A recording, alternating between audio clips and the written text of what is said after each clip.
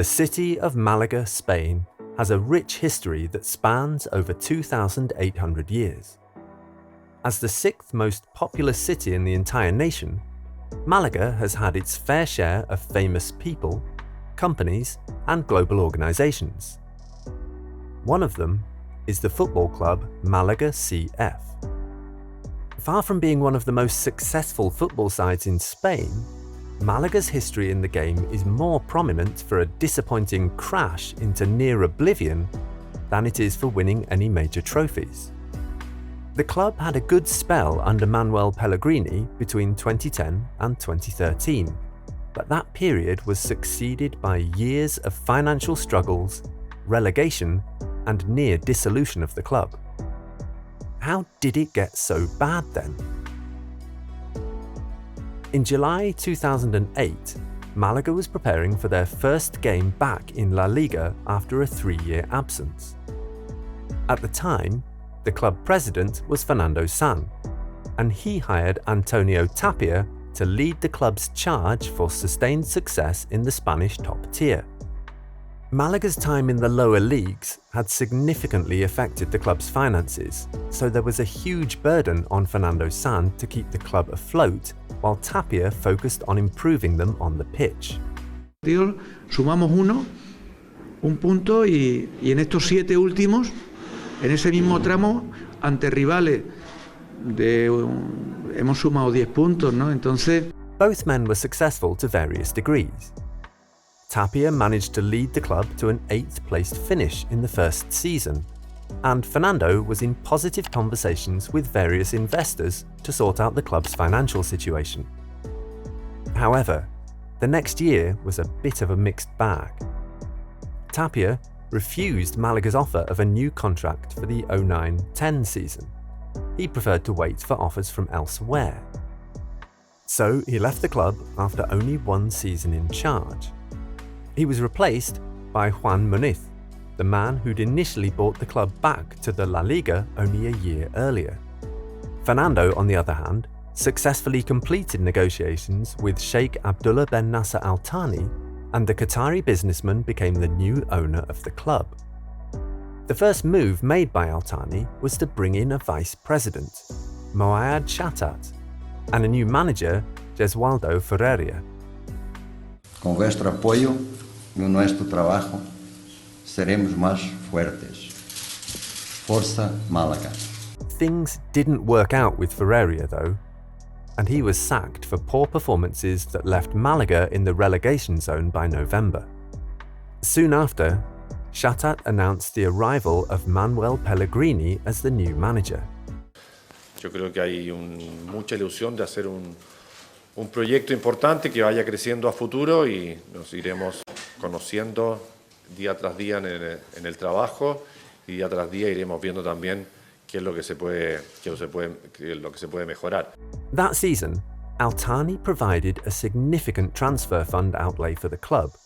He invested about 25 million euros on 13 new signings for the first team, even though the club made no real income from the players that left. Important players such as Salomon Rondon and Eliseo joined in the summer while Gesualdo was still manager, and further additions were made in the winter with the likes of Martin Demitelis, Julio Batista, Willy Caballero, and Ignacio Camacho coming in. Rondon was signed for 3.5 million euros from Las Palmas, Eliseo for 2 million euros from Lazio, Demitelis for 3 million euros from Bayern Munich, Batista for 2.5 million euros from AS Roma, Caballero for 900,000 euros from Elche, and Camacho for 1.5 million euros from Atletico Madrid. This set of players made instant impacts at the club, and some of them went on to become cult heroes for the fans after multiple seasons. Pellegrini's arrival brought a spell of good fortune for Malaga, and he managed to drag the club out of the relegation zone to finish in 11th place by the end of the 10-11 season. It was the beginning of a brief period of success for Los Albiceleste. Encouraged by the performances in Pellegrini's first season, Al-Thani provided an even larger transfer budget for the 11-12 season. Once again, the club made no income from player departures, but they spent up to €59.25 million on 10 new signings for the first team. That year, Pellegrini had an absolute blinder in the transfer market. He signed Joaquim and Isco from Valencia for €4.2 million and €6 million respectively, Nacho Monreal from Osasuna for €6 million, Jeremy Toulalan from Lyon for €11 million, and, most importantly, Santi Cazorla from Villarreal for €23 million. He even bought in an aged but still quality Ruud van Nistelrooy on a free transfer from Hamburger SV. These signings, in addition to the squad that Pellegrini had started building from the previous year, led Malaga to a record 4th-placed finish in the league, earning a spot in the Champions League qualifying stages for the first time in the club's history.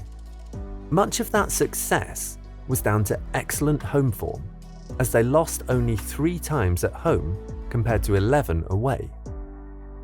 However, arguably the game of the season was against rampant Real Madrid at the Santiago Bernabeu. Madrid led 1-0 for most of the match, but a stunning free kick from Santi Cazorla in the 90th minute brought the game level, and Malaga managed to hold on to that point.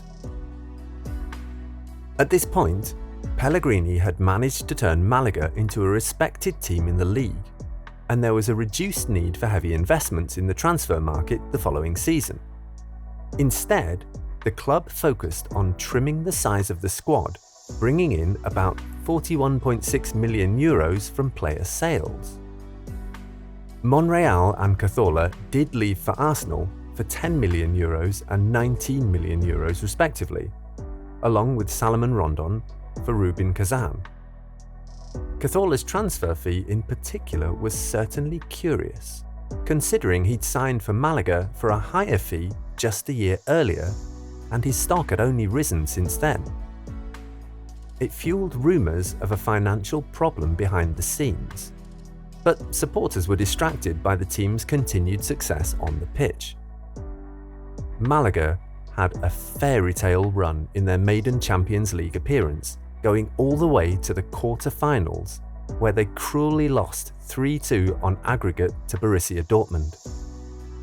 No, yo no creo que la palabra sea cruel, mucho menos. Desgraciadamente, desde el momento que nos pusimos 2-1, se acabó el partido, no hubo más arbitraje, empezaron los codazos, los empujones, las pelotas al área.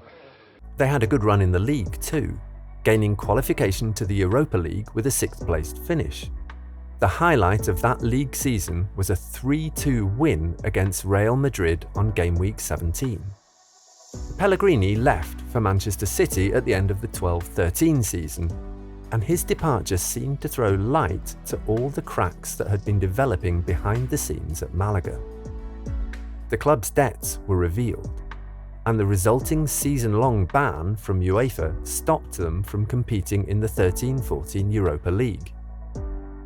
From then on, things only continued to get worse, and, as it turned out, Malaga's saving grace was what eventually turned against them. Around the time that Al-Thani took over as owner of Malaga, UEFA was introducing the concept of financial fair play. The concept was developed to improve the overall financial health of European club football by ensuring that teams could only spend as much as they earn. Now, considering the fact that Al-Thani invested heavily while trying to improve Malaga's fortunes, there was a desperate need for the club to gain the substantial success that would bring in significant income to match his outlay. As of 2013, however, despite the fact that Malaga was on the up, their hefty transfer fees and high wages were seeing them make a loss that made it hard to balance the books.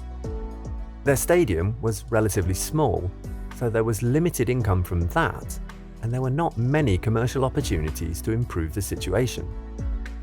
That inability to balance the books led to the UEFA ban and a €300,000 fine. Altani began to get frustrated, and he expressed some of that frustration by complaining about the huge disparity in the TV revenue shared to clubs such as Barcelona and Real Madrid in comparison to his club. He decided to reduce how much money he invested in Malaga, and that decision had its own rebound effects. The club had to sell star players to increase revenue and reduce wage cost.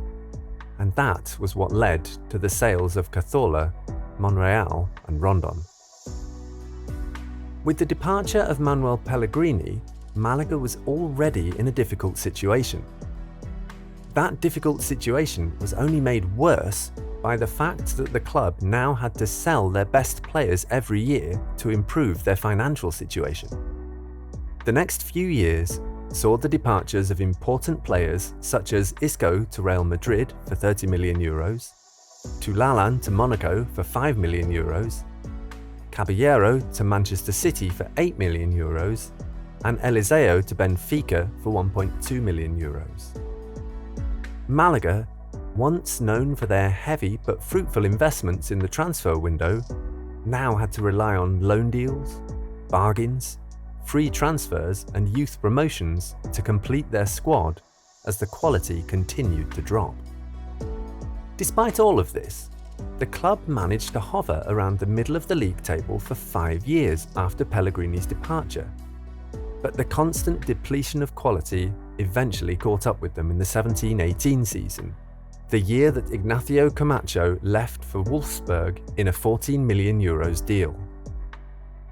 6 years after a top 4 league finish, and 5 years after that dream Champions League run under Manuel Pellegrini, Malaga got relegated to the Spanish second tier once again.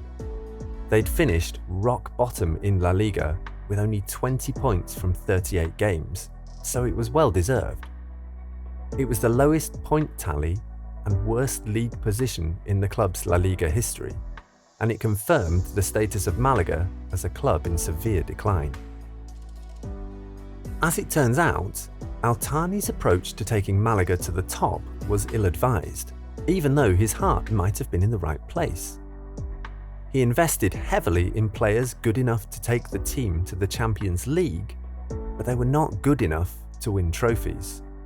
Ultimately, the lack of sufficient revenue resulting from the absence of those important income streams was the undoing of the club, and what once seemed a blindingly bright future is now a memory too far out of reach. Gloomy, gloomy days for Los Albicelestes.